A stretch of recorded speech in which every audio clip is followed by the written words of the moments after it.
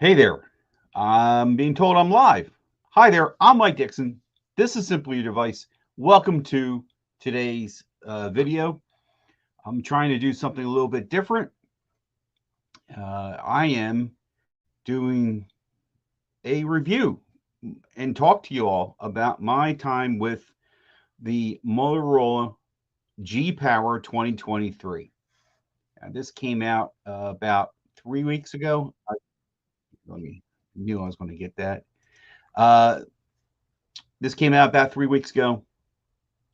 And immediately when I got the device, I set it up. I parked my Pixel 7. This had my main SIM, my personal number, in here since then. I think I switched it for a brief moment, but hey, Brian, how you doing? Oh, also thank you, Lee, for being in the room here first. Um, Getting back to I'm trying to just try and do the review. I'm going to say hi to people, but I also want to kind of do the review, answer some questions, and get out of here. I don't want this to be long. It's going to be long, but yeah, I don't want to be dragging it out. But I want to share my time, answer some questions, and if you're coming into this, watching this later on the replay. I mean, please ask questions at the bottom. Leave questions, and I will definitely try and get back to you when I can. I'm not really going to cover specs. I'm really not going to cover all those things. There are plenty of videos out there talking about the some of those things. I'm going to talk about my time with the phone. My I'm going to share um, the good and the bad about the phone. Uh, so let me just start off with the screen. I'll start with that. That's the most important part right here. Uh, it is weak in the sun. Weak as in, if you're in direct sunlight, you're really struggling to trying to see it. And with all the, let me see here. Yeah, I have the brightness cranked all the way up. And in here, of course, it looks great. Uh, it has a fast refresh rate, and I apologize. I'm just telling you, I do now notice these newer phones with a higher refresh rate because I got a Pixel 5a over here, and I noticed the jitters. Now that was on the beta, so I don't know if the beta was making it the scroll uh, laggy and jittery, but it was like, whoa, okay. It does have a fast refresh rate. The cameras have been. I'm pleased with the cameras. I've shot video, and if you go through my catalog, I make mention of what phone I'm using at the time. And the front-facing camera on video and on the rear-facing rear camera on video has been really good. Regular pictures are it's of course everybody has the gold standard, the Pixel, hands down. But does it take good pictures? Yes, it does. Um, let's see. The fingerprint sensor. You can't go wrong with a physical physical fingerprint sensor. It has face unlock. I'm going to more lean into right now the things that I get gushy over, the stuff that I really like. The fingerprint sensor, the face unlock is amazing, amazingly fast. The how clean this phone is as far as the OS is concerned. And that's where I get all mushy and because I have a Pixel 7 and I'm kind of liking more of the Moto's OS. They're similar, but there's some differences. I caught myself doing this because I needed a quick picture and I could not think of fast enough, and it hit me. Twist and twist again. You can go and change the camera. I used that feature. I thought that was the greatest thing. I completely forgot that was there. The, the chop chop. I mean, come on, man. You. I know there's other gestures that are in here, but I needed a picture fast, and I just the brain to the hand hitting buttons was not happening. But the twist, it hit me. That was really nice to have. Uh, what else is there about this phone that I really dig? You know, this is powered by a MediaTek processor. I'm going to get to. I don't want to say the ugly. Everybody has their hate for MediaTek, and I don't. I don't. I give all processors a fair shake. Um, About the only processor I can say that I kind of like go, no, I won't, was the 400 and 200 series Snapdragons back in the day. Uh, I had a 480 or 460 in one phone, and even gotten a 200 in a really cheap budget phone, and they were horrible. This MediaTek is a 920 or 950. I forget the eloquent name of it, but my son's Revel has a 900 in it, and I have no problems. I have equal same performance. It's not a Snapdragon 8 series. Okay, big dog. How you doing, bud? Glad you could make it. Thank you for stopping by. Uh, it's not the top. This is a budget phone, but it capable. I pushed this phone with multiple apps in the background, doing multiple things. And did I eventually get it to hiccup? Yes. Yes, I did. Okay. But I was pushing it. I feel I was pushing, switching between apps. Was it trying to get to the camera? Um, I remember it was either the camera or getting a photo and a picture and trying to be, I use gestures. So I was trying to switch between gestures on this device. It yeah, it had a hiccup. I played Angry Birds. That's my favorite game. I can't seem to break away from playing any. I mean, I play some other games, but I had a rare opportunity yesterday. I played probably 30 minutes. Wasted 30 plus minutes of playing Angry Birds. It got hot towards the end. It just knew. Well, I knew I was getting done. Right here and right about here, it got really hot. Should I I saw your post there with is that a beer or is that what kind of liquor is that you got there, big dog? Here, I forgot you could do this. Um I saw that post. What is that? Is that a beer? I gotta see if I got that over here. Anyway, it got hot. This is the first time it got hot. Uh okay. He says it is a beer. I gotta look for that because I try all kinds of beers once. I like it, I get it again. So anyway, it got hot, and I can honestly say it was the first time uh, that it got hot. I played literally 30 plus, maybe 35, 40 minutes of Angry Birds, and towards the end, it was getting hot in here, and it crept up. It just didn't. It just didn't. And if that's the thing, it was pretty damn hot back here, and I still managed to swipe the game away, watch another YouTube video, scroll around a little bit more. My head's telling me to go to bed, but you're just asphyxiated trying to do things, and it never like a certain other phone that shuts down on you when you try to do a 4K video. That certain phone will leave unnamed.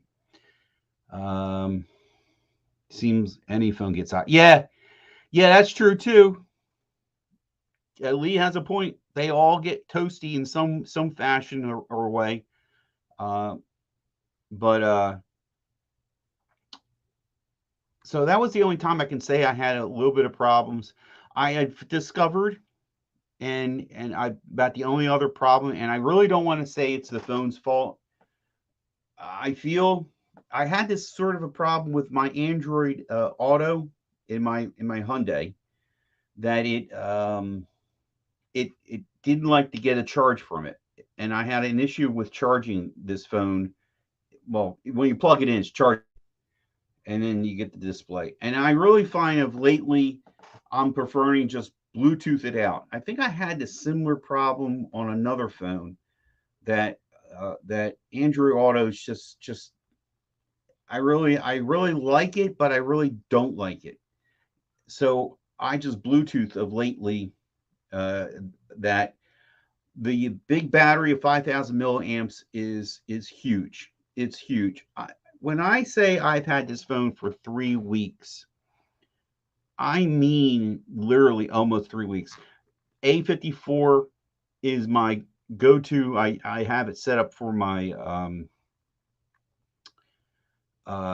door dashing, but this is doing GPS. I can GPS off of this, and there's a whole other story behind why. But I use the GPS off this combination. I'm using testing it, and I don't trust the navigation that DoorDash gives you. And that's a talk another day. So getting back to what I'm saying is, I mean, this phone already got up in the morning.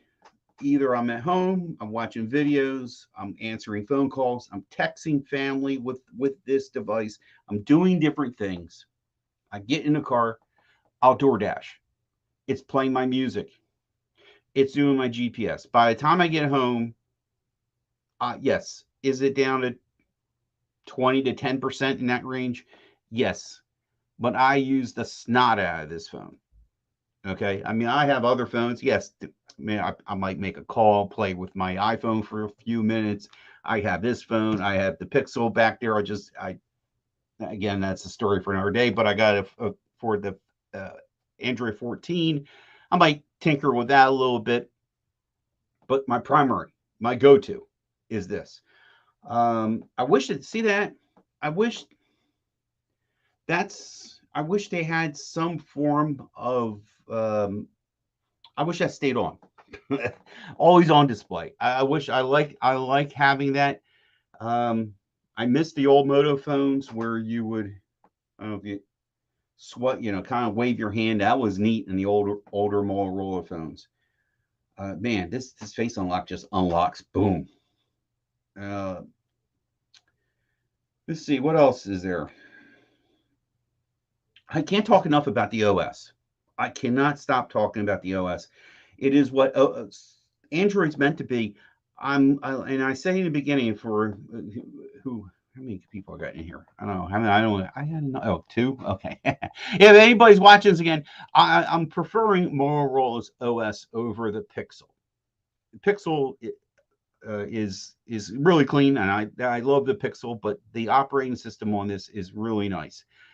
Um, Now, I want to just get to this part. The biggest letdown, the hugest letdown. Let's take some of the things I got going here. Super clean OS. I made that clear. The screen, great all the way around until you get in blaring sun outside. Uh, it's not that heavy. I don't mind the plastic build because I had a case for it right away, and I put on a screen protector. Face unlock, physical thumbprint for fingerprint sensor.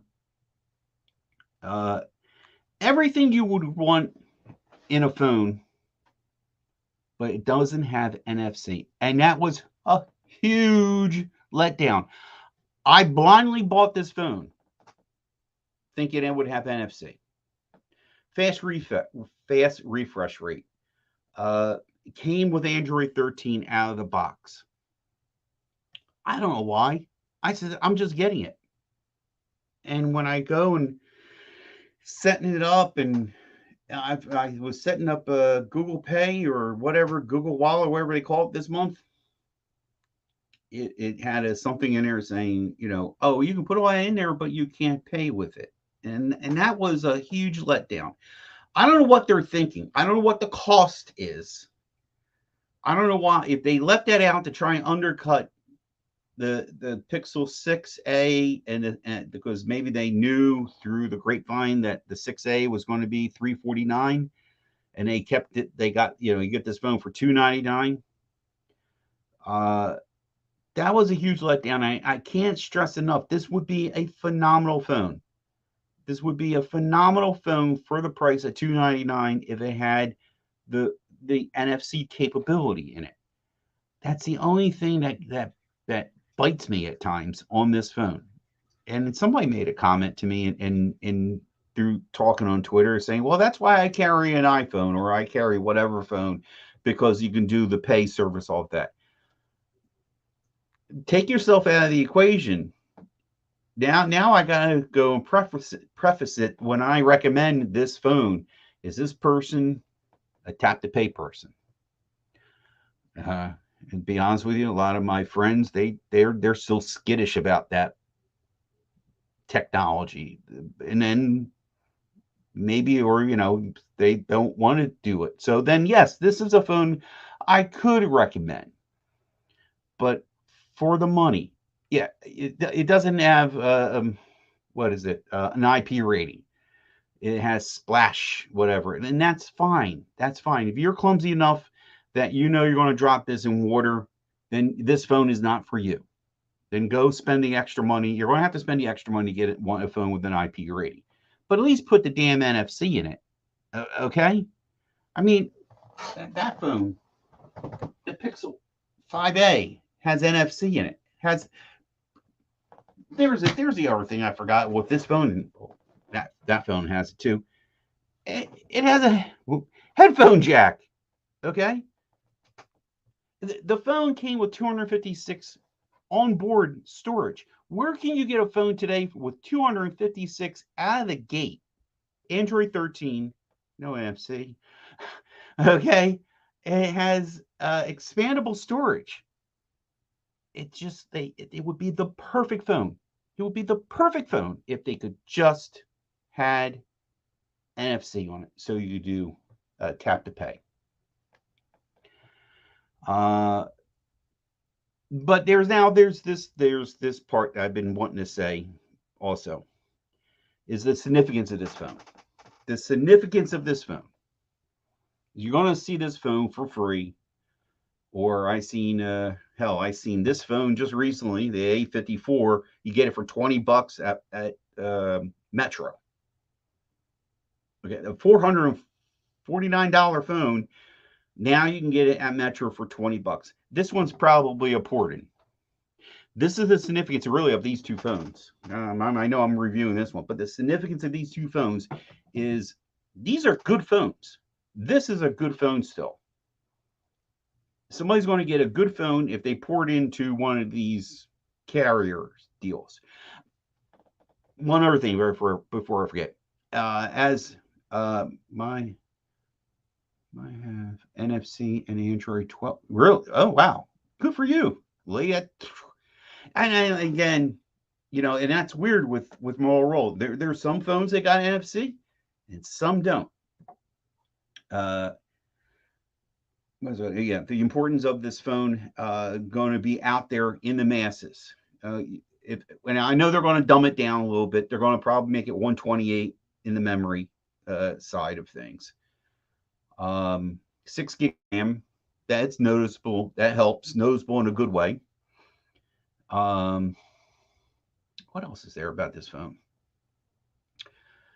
Yeah, oh, that's what I was going to say. I forgot. I just recently switched carriers, and I'll try and leave a link at the bottom if you come back during the replay of why I switched carriers, leaving T-Mobile to go to Verizon. And the thing that really grabbed me for the moment, it was like the aha moment.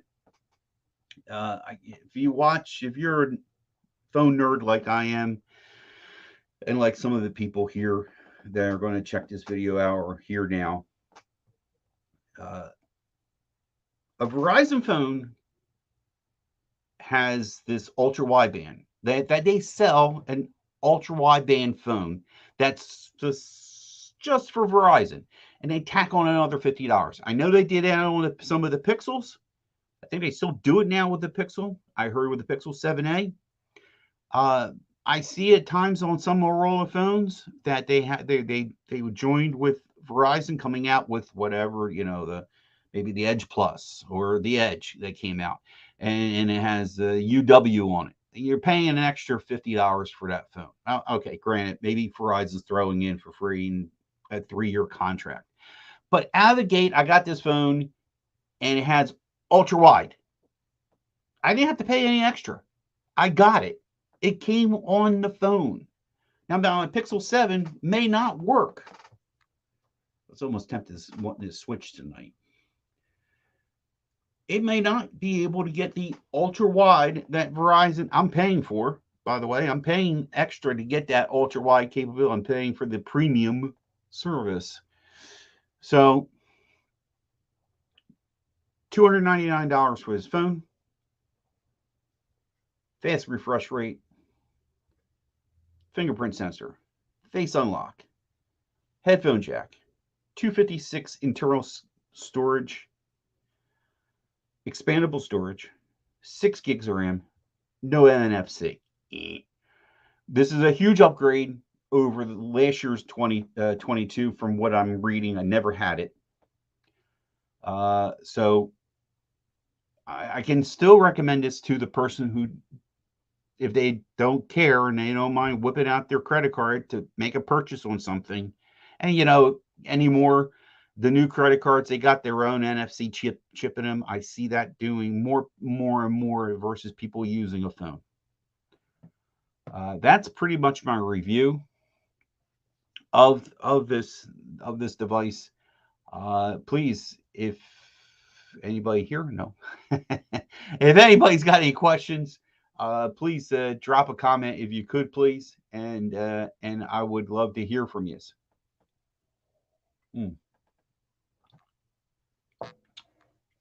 Well, like I said, I didn't really want to drag this out, and it was a little spontaneous. But this is the only opportunity at times I have time to make a video, be it coming home from work or going to work, or I'm going to have a new video coming out tomorrow. I was on my lunch break. Speed test. I did a speed test between 3 carriers. So this is the way it is for the channel for now. You like today's video, give it a thumbs up. If you didn't like today's video, tell me why in the comments. I don't know why I say that. People, if you stuck it out this far, Moto, put Moto at the bottom. I know that means you stuck it out this far. Any questions? I'm on the socials. I'm going to leave links down below on Twitter and Instagram. And as always, I want to hit the button in a second. As always, enjoy your tech. I'm out.